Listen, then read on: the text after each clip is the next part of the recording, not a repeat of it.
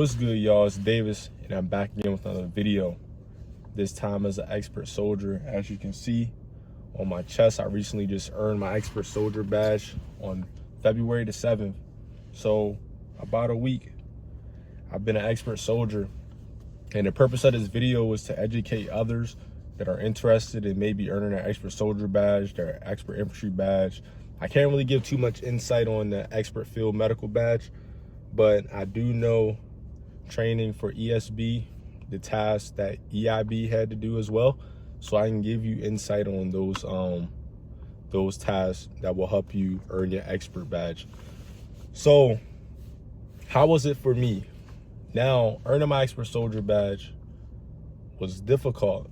I actually earned my expert soldier badge on my second attempt. So the first time I went for it was in September and October at Fort Liberty. I made it all the way through and I failed the ruck, the 12-mile ruck. Yes, I failed the ruck. So I'm gonna talk more about that at the end of the video, but I want to just give y'all just a little bit of insight on my experience. So when in September and October, I failed the ruck, which is the final event. If I would have passed that, I would have earned my badge in October. I had another opportunity to go, which was just recently in January, to Fort Campbell to be a part of their E3B. And I came out victorious. Now, the tips that I can give you going into ESB, or if you're going for your EIB, is to train with people that are serious about earning their badge. And you'll know exactly what I mean when you actually get there, because there's a lot of people, especially from units that are hosting it, that is their home duty station. It's a lot of people that are voluntold to go earn their E3B. And it's a lot of people that don't want to be there. And it's a lot of people like myself that are TDY to earn an expert badge. And you can tell that it's a different type of hunger because you traveled over thousands of miles to earn your badge. So I would say first tip is get a group of people that are serious about earning their badge. The second tip I will say is to train, train, and train. And what I mean by that is you will have days to where sometimes it'll be optional training days. You need to be out there training, especially on the lanes that you do not feel the most comfortable in. So a lot of the lanes that are notorious for no-going people on, that a lot of people are really nervous about, are patrol lanes and medical lanes that I've seen. Mainly because patrol lanes, you have your adjust indirect fire, which is a slaughter fest if you don't know what you're doing. You have lanes like spot report that easy to no-go from just simple things like brevity codes, not saying things like the number 3, you're supposed to pronounce it as tree. You know, little small things like that can no-go people. So I say patrol lanes is notorious for like getting people up out of there. Medical lanes is really tough, or can be tough if you don't know the sequence like by the standard, like with no hesitation, because there's some medical lanes that you are timed on and you think you have a lot of time, but you really don't. So I would say on those lanes, practice.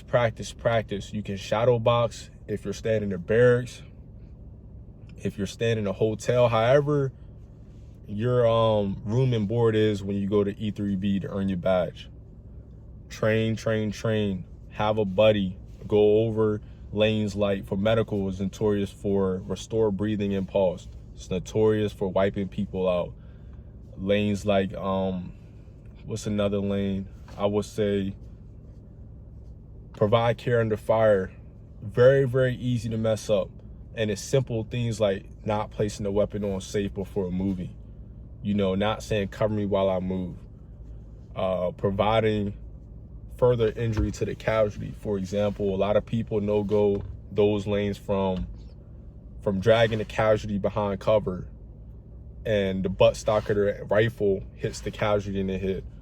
A lot of medical lanes you get no-go by causing further injury.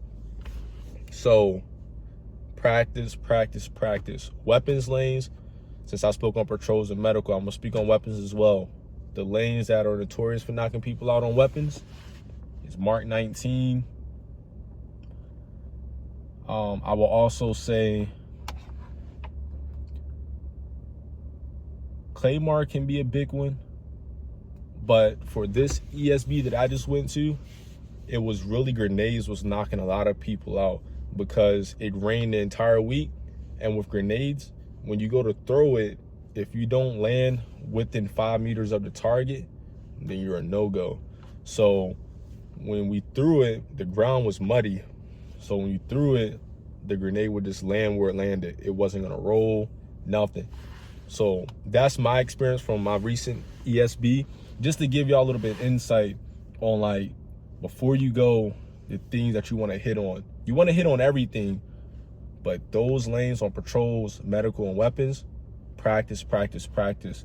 And you'll know what I mean, because on those free-for-all days, when you actually go to train, there will be a lot of people just waiting in line just to get a rep on those lanes specifically. So get out there and train. Another tip that I can say for earning an expert soldier badge that helped me out was rewriting the steps in the book. Now, don't alter the steps in a way that's going to get you a no-go, but reword it. When you're given an E3B handbook, you're going to open it up and you're going to say to yourself, well, at least myself, like, you're going to look at the book and you're going to be like, it's no way I'm going to remember all this.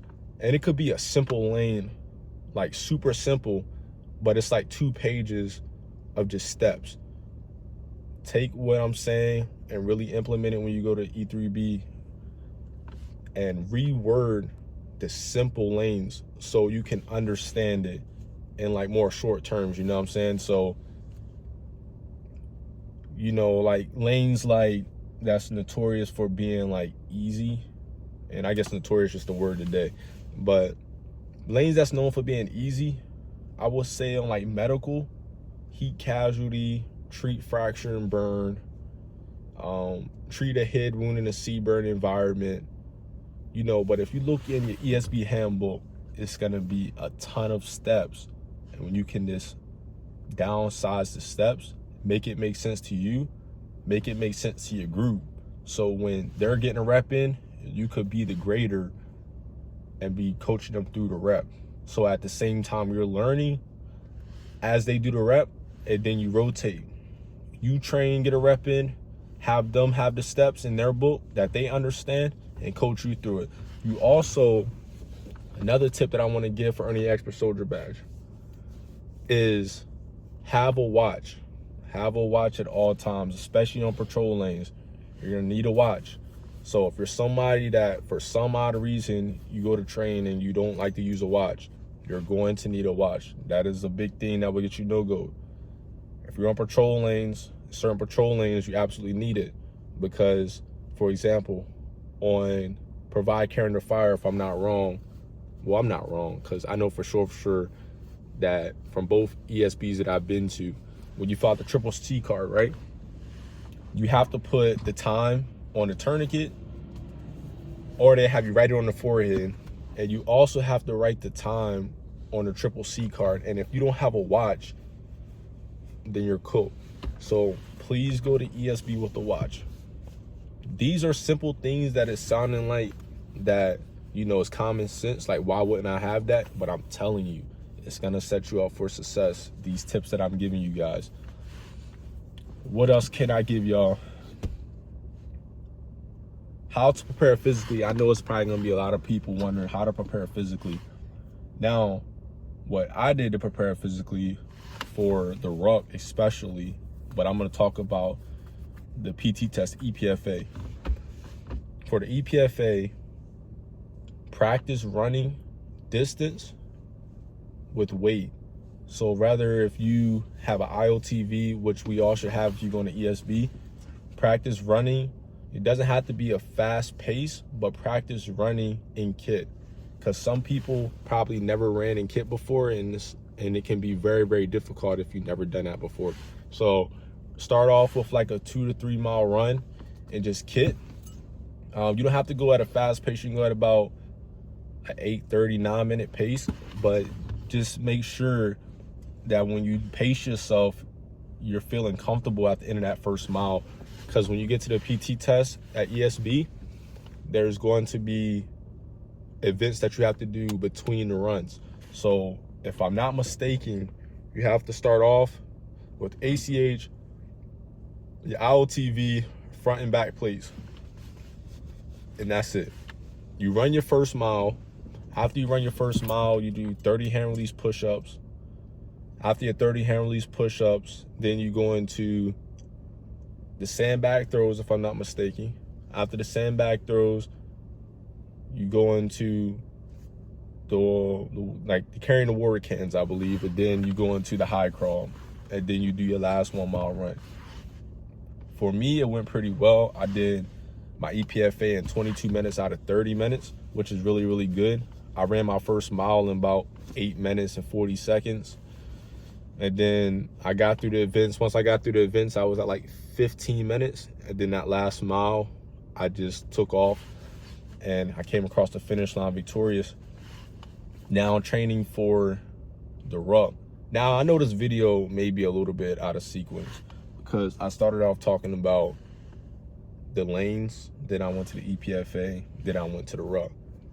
But I'm doing that for a reason, because a lot of people attention span, you probably want to know more about lanes. If you're going to ESB, you're most likely physically capable of passing a 30-minute PT test. So a lot of people probably don't worry too much about the PT test. So I like to talk about the things that people are most worried about, which is usually lanes, and then get into the ruck. So the ruck, what I did to prepare physically, which I didn't do before as much as I should have done. I was doing it, but I didn't do it as much as I should have done. So what worked for me, distance running outdoors.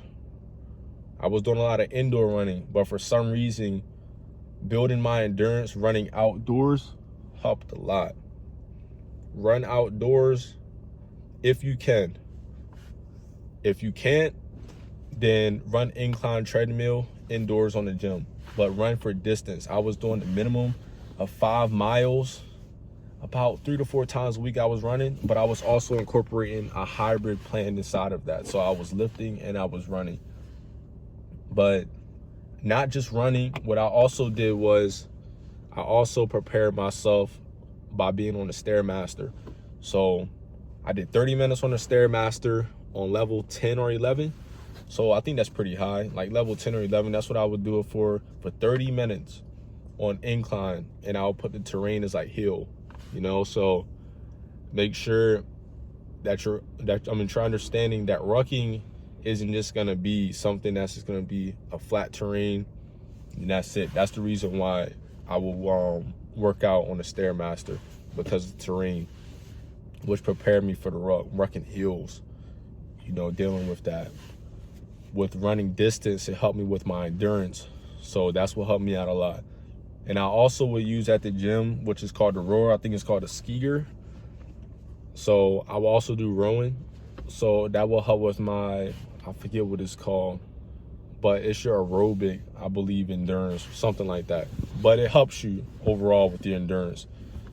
So I did those 3 things, incorporated with weightlifting as well. So weightlifting, I would keep it to where I was doing a lot of high volume.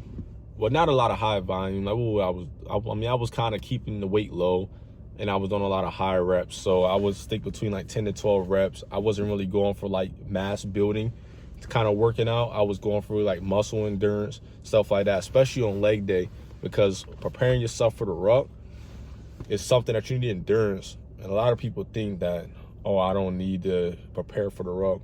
It's something that will humble you if you do fail. And I'm telling you from firsthand experience, I failed the ruck, and I'm a very, very fit individual. Not to be boastful or anything like that, but I do a pretty good job exceeding the standard when it comes to the PT test. So if I was to fail, then I feel as though so can you. So just please listen to my advice and understand to not sleep on the ruck. Prepare. When you're there at ESB, Training days are going to be super, super, super long. It's going to be some days you're going to find yourself not eating, maybe one meal a day. You're going to find yourself skipping out on lunch when you usually maybe eat like 4 to 5 meals a day. Some days you're probably going to eat 2 times a day. Probably in the morning for breakfast. Probably going to skip out on lunch. You're probably only going to eat dinner. So please prepare and hydrate. Get the proper nutrition that you need. Get the proper rest that you need. And I'm telling you, you will be successful. Get the rest that you need so your brain is sharp for the next day. Because you may make it through one day, but that next day you got a whole nother beast to tackle. So get your rest. When you get done with training, properly, fuel your body, hydrate, and then just go to sleep. You don't need to be distracted, anything. Because if you're serious about becoming an expert like myself, you have to put in the hours. You have to take care of yourself, and you have to be prepared for whatever comes. There's going to be days that you're going to be on lanes and you're going to just find yourself so mentally exhausted. And I'm speaking from personal experience. You find yourself so mentally exhausted and you're going to be like, man, I have 6 more lanes to go, and you have to do 10 lanes a day. 6 more lanes to go and I'm burnt out. Like, it's going to be some days you're going to be like, how am I going to get through this without getting any no-goes? But you can do it. Just make sure if you train with a group of people, they're not pushing you at a pace that you cannot continue to keep up with. Because you may have some people in the group, like I'm the person in the group that is very, very comfortable with weapons.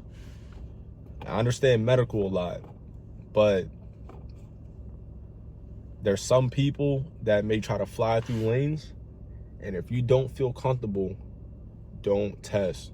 Please remember what I'm saying. If you don't feel comfortable, do not hop in the line to test.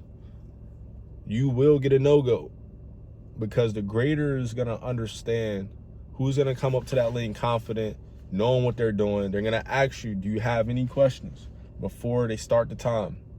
If you say no, and they say 0's on the clock, and they do a countdown, 3, 2, 1, begin, and you start and you don't know where to start, like how to conduct the lane, that's just setting yourself up for failure.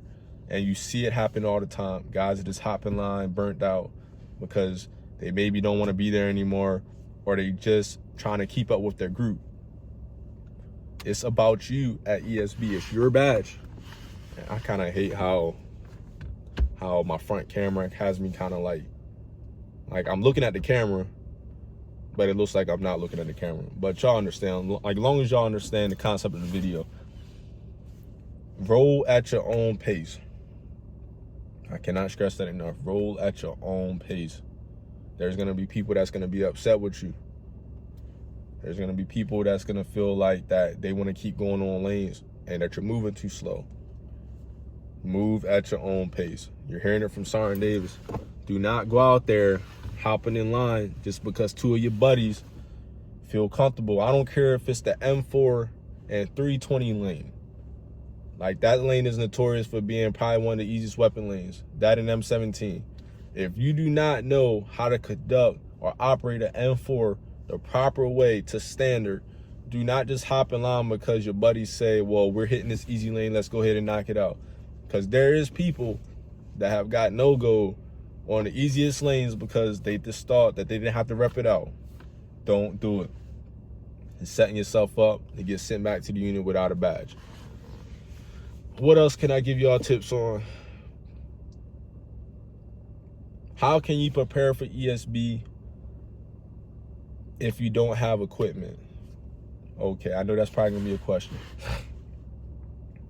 YouTube. There's playlists on YouTube on ways that you can get familiarization with the weapon. Now, what I will say is, don't try to memorize everything to standard before you go, because every ESB has their isms, and you're gonna find yourself learning something on YouTube, and you're gonna get there and it's gonna be completely different. Some things ESB, they take out You know, some E3Bs, they add certain things in. It's all about the unit that's conducting the training. But the overall concept of getting familiarized with it is always going to stay the same. I would say the weapon systems really never change. The Mark 19 doesn't change. You know, I mean, the only thing I seen the Mark 19 change from this E3B that I went to and that I earned my badge at is that you didn't have to put the weapon system right to fight before closing the cover. You know, your time stopped once you close the cover. It didn't have to be right to fight.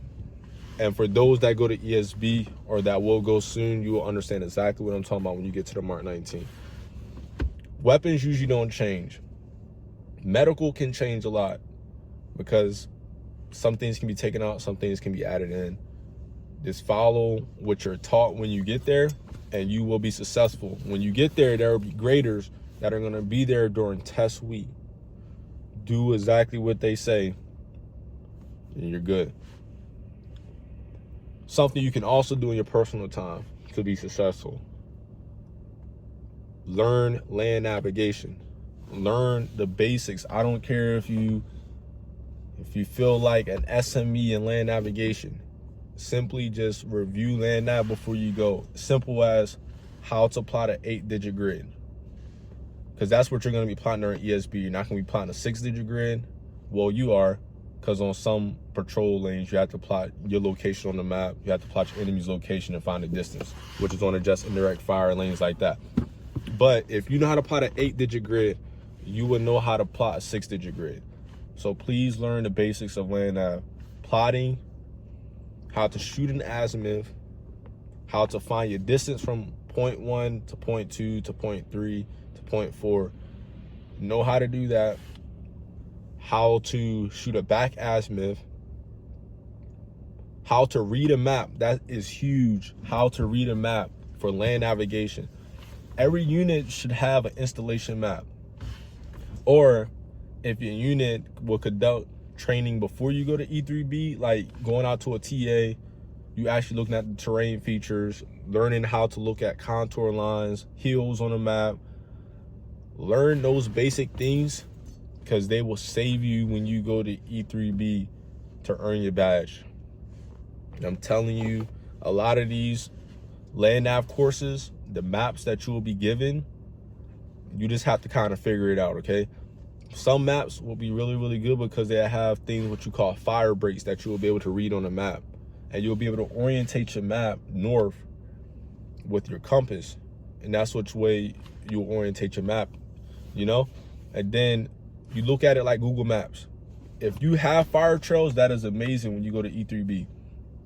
Because I'm gonna give y'all a tip on land navigation for ESB. So a fire trail is basically like an unimproved road that like vehicles can drive down in the TAs, but you can use them to walk on to find your points. So when you get to a starting point, first thing that you do when they give you the countdown on the clock, when you're doing ESB, plot all your points at your starting point.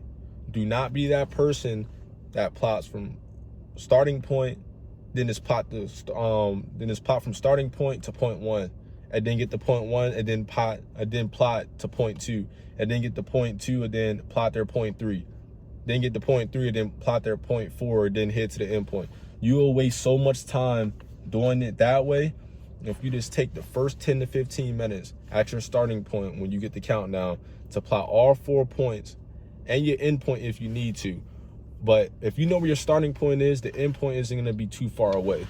So once you do that, okay, you plotted all your points. Okay, step 1, plot your points. Step 2, orientate your map. Actually look at the map before you step off, because the worst thing is being on a TA doing land navigation and you lose where you're at on the map. You don't know where you're at. You don't know how to get back where you're at. Just take a minute to just look at the map. Route plan. Orientate your map and route plan. Okay, you're at your starting point. Okay, which point am I going to first? You may have a point that is like maybe 300 meters up the road that may be a point 3. You can go in any order that you want to. You don't have to go from starting point to point 1 to point 2 to point 3 to point 4. If you have a point 3 that is right near your starting point, I will say tackle that easy one first. Or you could be the person like I did during night land out. I went from my furthest point first, that was like maybe I would say like 800 to 1,000 meters away. It seemed like it was way further, but you know how they say during night land nav you can't go past 6 to 800 meters. But that point had to be about 1,000 meters away. So I went to my furthest point first because I knew that I had a point that was right near my starting point, maybe 300 meters away. So I said, I'm gonna save that till last because the point is right near where I'm gonna end at, which is near my end point. I went for my furthest one first. Once I get there, you verify, okay, this is where I'm at on the map. Now that I'm at this point, now where am I going next? Always know where you're at on the map. Use tack points, measure your distance from point to point, because you may say, okay, I have a point 600 meters away. I'm gonna do my pace count for 600 meters. If you walk 600 meters and you haven't seen your point yet, clover leaf it, which means walk around within that general area, and you should find your point. Now, if you know your point is 600 meters away and you've walked 1,000 meters, then you're probably somewhere where you're not supposed to be. So just be very, very cautious about how you conduct your land nav. Remember your fundamentals and do not panic if you get lost. Go back to a point that you found, go back to a attack point, go back to go back to a fire trail, a fire break or whatever. Find where you're at. Shoot your azimuth. If you want to dead reckon it, you can. If you want to just Google map it, like how you will look at a map like Google Maps on your phone, just use that fire trail, say, hey, I'm gonna measure from this location and I'm gonna walk to this tack point, and then I'm gonna cut into the wood line 100 meters. Now, I know this may sound a little bit advanced, but I'm telling you, it'll all make sense when you go to ESB, and you'll come back to this video and be like, thank you so much, probably. Like, I've earned my badge. Train, work hard, stay motivated. Hang with the group of people, like I said, that are motivated, that are as hungry as you to earn the badge. Get proper sleep, properly fuel your body, and execute, man. That's the word of the day. It's notorious. And the next word of the day is going to be execution. Execute when you go out there. Keep the faith. If you're religious, if you believe in Christ, if you believe in God, and whatever God you serve, pray every day. Pray before every lane, and just pray that God gets you through whatever task that you are battling at hand. And as long as you put in the work, as the words say, faith without works is dead. As long as you put in the work, you'll come out on top. You just got to execute, man. So I appreciate it if you made it this far in the video. Remember to like the video, share this video. Please comment. Let me know that you watched this video. If you've been out there training for ESB before, leave some tips in the comment sections for others that are planning to earn their badge as well.